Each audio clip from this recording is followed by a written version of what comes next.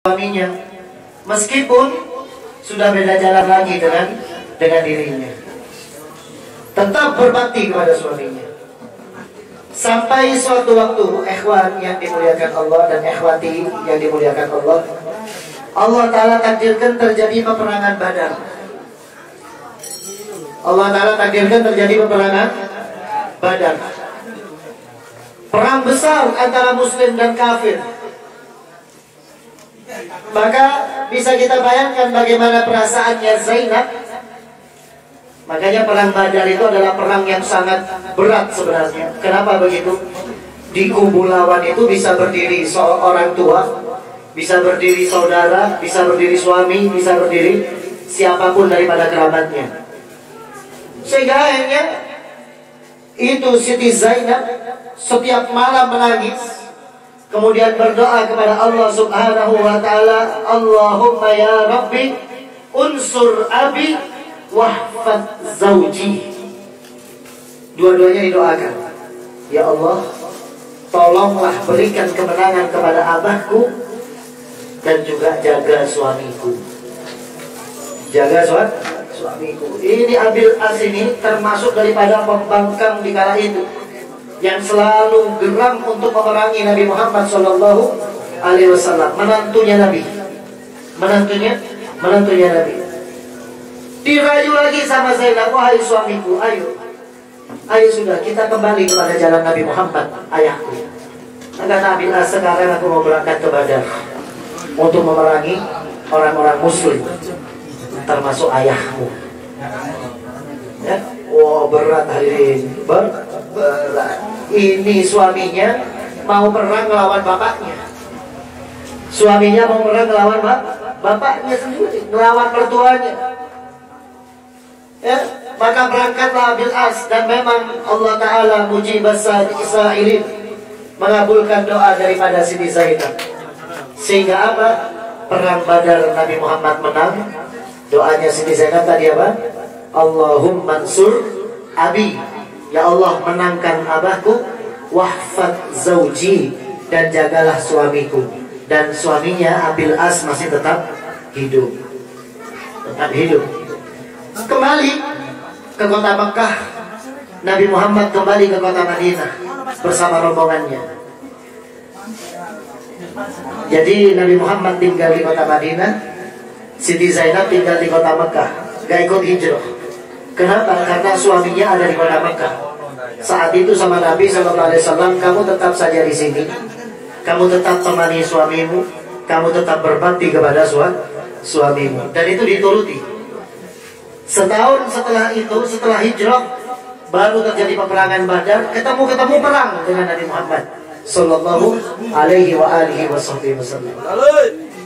Pulang umat Muslim ke kota Madinah membawa kemenangan. Abil As pulang dengan membawa kegagalan, tapi tetap semakin geram kepada Nabi Muhammad SAW. Karena menurut Abil As, Nabi Muhammad adalah orang yang memporak-porandakan persatuan di kota Mekah Al-Mukarramah kala itu. Jadi tetap memusuhi terus. Sedangkan Siti Zainab setiap malam itu menangis, setiap malam itu minta kepada Allah Subhanahu wa Ta'ala agar suaminya mendapat hidayah. Allah Ta'ala belum berikan hidayah kepada suaminya. Sampai suatu waktu Abil As ini pergi berdagang ke kota Sam, melewati satu kota di kota Madinah sana, kemudian berperang dengan orang Muslim, perang kecil di sana. Perangnya perang kecil. Sampai akhirnya Abil As ini kalah, kabur ke kota Madinah. Ingat, di kota Madinah ini ada kabur ke kota tidak dia. Setelah sekian lama, maka kemudian Allah Subhanahu wa Ta'ala mentakdirkan kepada Nabi Muhammad SAW dengan menurunkan wahyu agar Siti Zainab itu berpisah dengan Abil As. Dengan cara apa? Sabab-musababnya, saat peperangan Badar kalah, Abil As ini menjadi tawanan. Abil As ini ditawan, dibawa ke kota Madinah. Sesampai di kota Madinah, maka Siti Zainab yang di kota Mekah itu sedih. Kenapa? Suaminya menjadi tawanannya Nabi, dan gak ada harta untuk dijadikan nebus suaminya yang sedang ditawan sama bapaknya dan orang-orang muslimin yang ada di kota Madinah. Maka Siti Zainab memberikan sebuah harta yang dimiliki satu-satunya untuk dijadikan penebus suaminya yang sedang ditawan oleh orang-orang muslim yang ada di kota Madinah.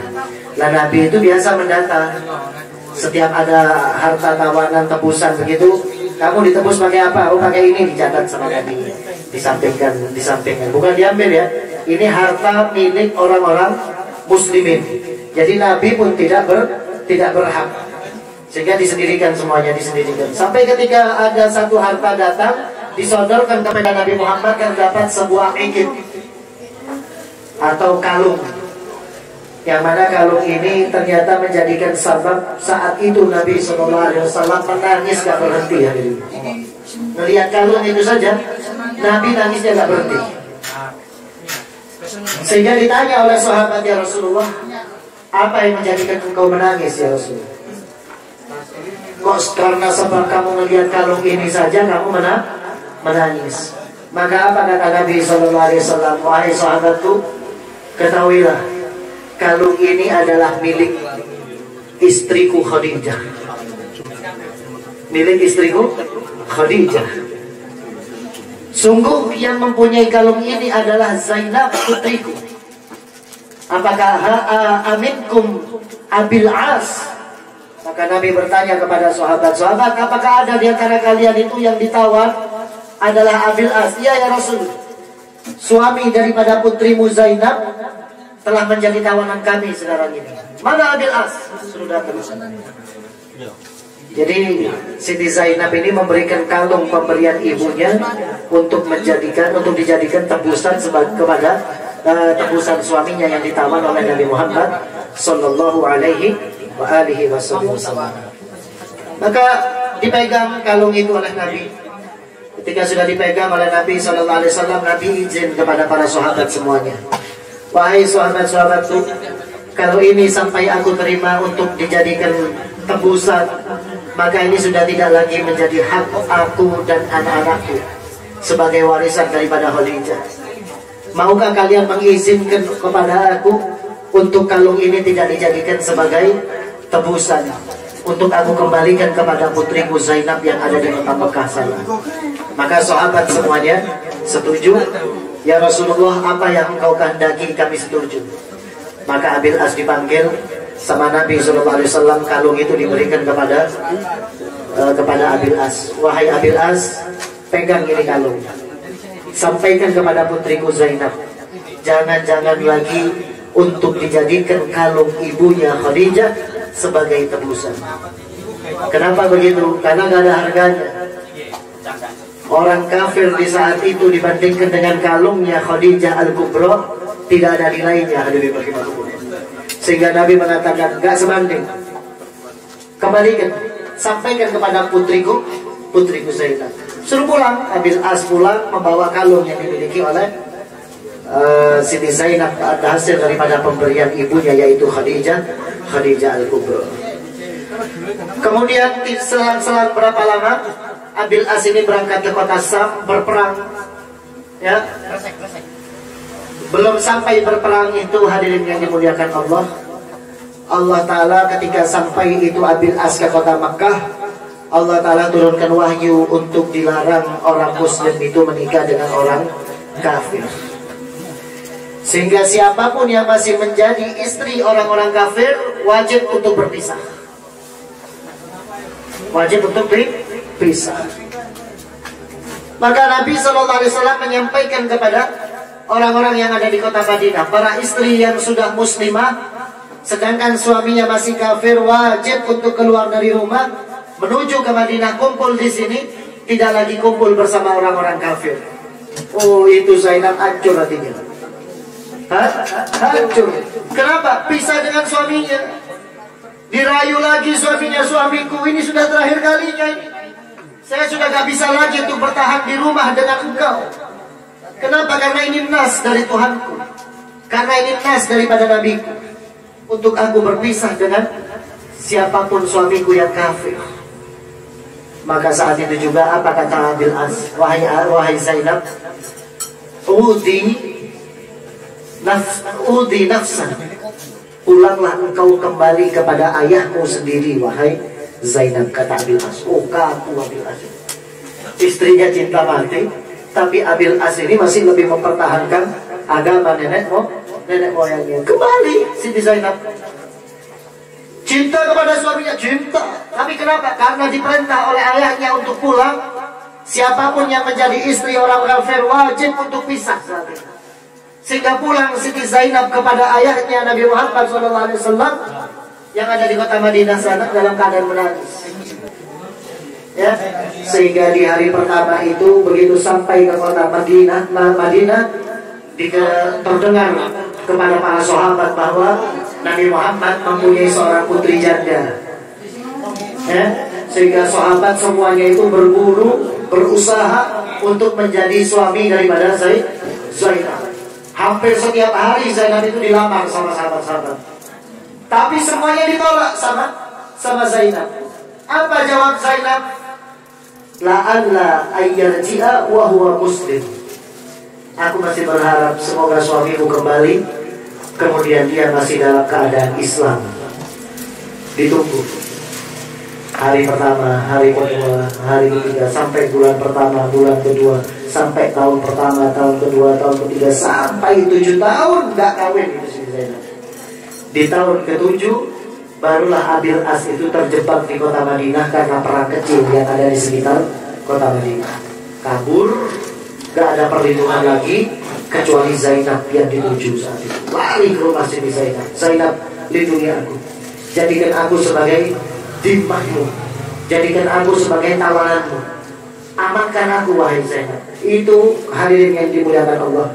Di Sarah Ibn Hisam dikatakan, saat diketuk pintunya Zainab oleh Abil As, kemudian dibuka oleh Zainab, pintu rumahnya Zainab itu dibuka. Ketika dibuka, ternyata ada Abil As itu. Sini Zainab langsung teriak sambil bahagia. Dikiranya saat itu juga langsung muslim dan ingin merujuk kepada Siti Zainab. Ternyata datang kepada Siti Zainab cuma karena takut dikejar-kejar oleh lawan. Apa yang diperbuat oleh Zainab? Ditinggal itu Abil As di rumahnya Zainab. Siti Zainab berangkat kepada rumahnya Nabi SAW. Datang kepada abahnya memohon, wahai abahku, aku memohon kepada engkau. Mantan suamiku Abil As sekarang ini ada di rumah. Aku berharap keamanan untuk suamiku Abil As itu. Maka kata abahnya, kalau begitu wahai Zainab, Abil As ada di dalam perlindungan kita. Ada di dalam perlindungan kita. Maka ketika mendengar itu Abil As, ayahnya masih memberikan perlindungan kepada Abil As, Abil As langsung datang kepada Nabi SAW seraya mengatakan, Asyhadu an la ilaha illallah wa asyhadu annaka Rasulullah. Aku bersaksi bahwa Allah itu adalah Tuhanku, dan aku bersaksi bahwa engkau adalah utusan daripada Allah Subhanahu wa ta'ala. Karena melihat kebaikan Nabi Muhammad sallallahu alaihi wa alihi wasallam. Lantas di saat itu juga Abil As merujuk, Siti Zainab dirujuk, menikah lagi. Akhirnya menikah lagi dengan pernikahan Islam. Tapi sayangnya setelah 1 tahun pernikahan di kota Madinah itu antara Zainab dengan Abil As, Siti Zainab dipanggil terlebih dahulu oleh Allah Subhanahu wa ta'ala. Wafat di masa ayahnya masih hidup. Apa yang terjadi hadirin yang dimuliakan Allah? Abil As itu berteriak dengan teriakan yang sangat keras, menangis sambil memegang tangannya Nabi SAW. La hayata ba'da Zainab. Tidak ada kehidupan lagi wahai Rasul setelah wafatnya Zainab. Tidak ada lagi kehidupan ya Rasul setelah wafatnya Zainab putriku. Menyesal dia. Kenapa? Karena berpisah dengan Siti Zainab. Dan dikatakan dalam kitab-kitab sejarah bahwa sejak wafatnya Zainab, Abil As tidak pernah ditemukan dalam keadaan senyum. Senyum nggak tahu. Kemarin gue senyum saja nggak pernah. Sehingga apa? 1 tahun setelah meninggalnya Zainab, Abil As turut menyusul Siti Zainab, dipanggil oleh Allah Subhanahu wa Ta'ala. Nah, ikhwan yang dimuliakan Allah, kisah cinta antara Zainab dengan Abil As ini sebenarnya kalau mau dijadikan motivasi di dalam berumah tangga itu luar biasa. Kenapa begitu? Karena di dalam setiap rumah tangga tanpa didasari cinta kepada Allah Subhanahu wa Ta'ala, maka hasilnya tidak akan pernah membahagiakan. Tapi saat rumah tangga itu diiringi dengan apa yang dianjurkan oleh Allah dan Rasulnya, pasti rumah tangganya akan penuh dengan kebahagiaan. Ya? Cintai, kita punya istri, silahkan. Seorang istri mau cinta kepada suami, silahkan. Tapi tetap ingat, harus yang dijadikan barometer paling utama adalah Allah dan Rasulullah SAW. Lihat bagaimana Zainab di tengah cintanya Zainab kepada Abil As suaminya, gak segan-segan meninggalkan suaminya karena sebab perintah Allah Subhanahu wa Ta'ala. Ditinggal. Kenapa? Karena lebih utama Nabi Muhammad, lebih utama Allah, lebih utama perintahnya Allah Subhanahu wa Ta'ala dibandingkan perasaan cintanya kepada suaminya. Apakah Zainab kemudian bisa memendam, menghilangkan rasa cintanya kepada Abil As? 7 tahun hadirin dipinang, diminta oleh laki-laki di kala itu oleh para sahabat, ditolak semuanya oleh Zainab karena saking cintanya kepada Abil As suaminya. Tapi kenapa? Ditahan. Kenapa? Kalau misalkan tidak menahan, dia tetap akan membangkang kemudian menuju kepada suaminya Abil As, maka saat itu hidupnya tidak lagi berada di jalan ridhonya Allah dan Rasulullah. Dia lebih memilih biar pisah dengan suamiku, asalkan hidupku tetap dicintai oleh Allah dan Rasulullah. Tidak apa-apa jauh dengan suami, ibaratnya begitu. Pisah dengan suami pun sekarang juga tak apa, asalkan ridhonya Allah dan Rasulullah tetap ada dan menyertai kehidupan aku. Nah, seperti inilah yang dikatakan cinta. Nah, orang kalau sudah hidupnya seperti ini, ya ikhwan, maka bisa kita pahami bahwa kebahagiaan yang hakiki akan didapatkan. Bagaimana tidak? Di akhir hayatnya Abil As, selisih 2 tahun saja sebelum mati, Allah Ta'ala takdirkan sudah mati dalam keadaan bersyahadat. Bisa kita bayangkan kalau misalkan mungkin saat itu Zainab menerobos melawan syariat, bisa jadi keduanya tidak berada di jalannya Allah Subhanahu wa Ta'ala, dan hidupnya tidak akan pernah berada di dalam kebahagiaan. 2 tahun sebelum meninggalnya, karena Zainab yang menahan tadi, Allah Ta'ala berikan ending yang membahagiakan. Ya, keduanya berkumpul kembali di jalan Nabi Muhammad Sallallahu Alaihi Wasallam. Oleh karena yang ikhwan yang dimuliakan Allah, jadi bagi siapapun yang berkeluarga, hendaknya barometer kehidupannya itu lihat bagaimana menurut Allah dan Rasulullah SAW. Jika menurut Allah dan Rasulullah boleh, kerjakan. Kalau menurut Allah dan Rasulullah tidak boleh, jangan kerjakan. Inti-intinya ini saja. Seorang istri pun juga begitu, seorang suami pun juga begitu. Kamu dikatakan nakal kalau kamu itu hidup tidak sesuai dengan yang diajarkan Allah dan Rasulnya. Rumah tanggamu akan berantakan. Kebahagiaan yang ada di dalam keseharian, di dalam atap rumah kita itu tidak akan pernah muncul kalau sampai kita tidak menghidupkan apa yang diajarkan oleh Nabi Muhammad SAW. Kalau main cinta, hadirin yang dimuliakan Allah, gak ada itu cinta yang lebih dalam seperti cintanya sahabat kepada istri-istrinya. Bahkan bagaimana juga kita kenal cintanya Nabi Muhammad kepada Siti Khadijah Al-Kubra. Saya tadi baca-baca tuh di Sarah Ibn Hisan, itu ditemukan ba'da fathi Makkah, setelah fatah Makkah, Nabi Muhammad menguasai kota Makkah dengan rombongan muslimin dari Madinah banyak.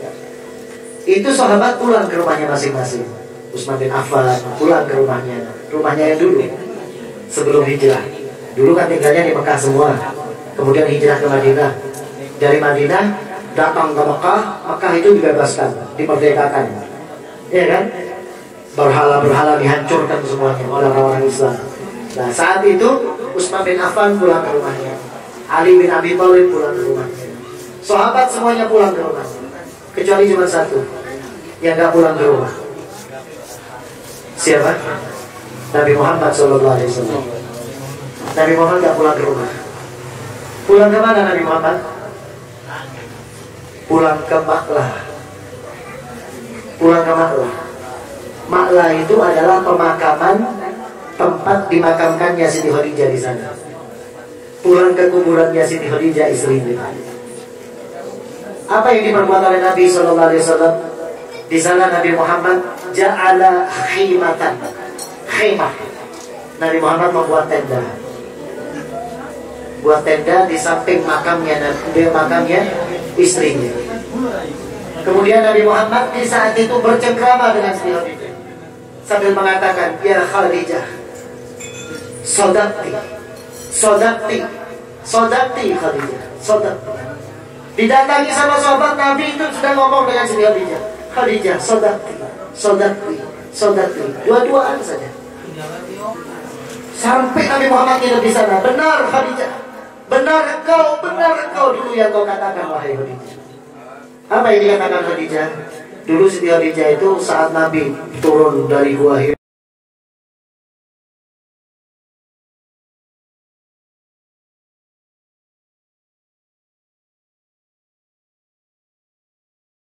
dapatkan kemenangan dari Allah Subhanahu wa Ta'ala. Maka di saat itu Nabi Muhammad mengatakan, sodakti ya Khadijah, sodakti ya Khadijah.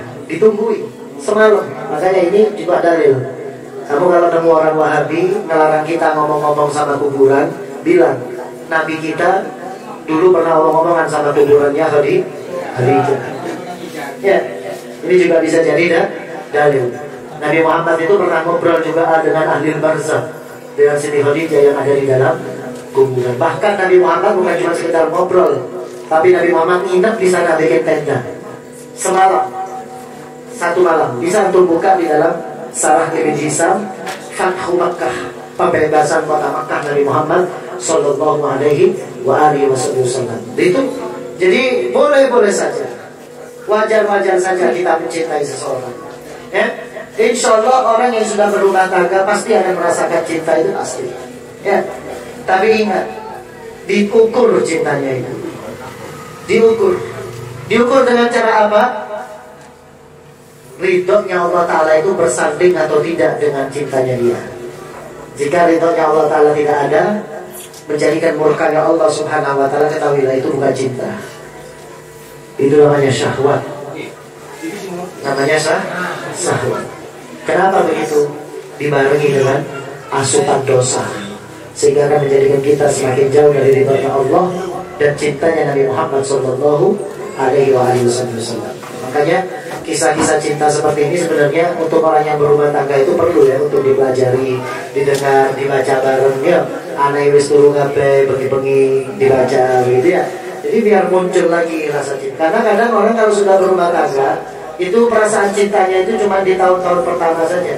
Sisanya mau garek sak toto. Garek gak teko. Itu cinta mana gak teko, berarti tak boleh no gak teko. Kata pakani yo gak teko.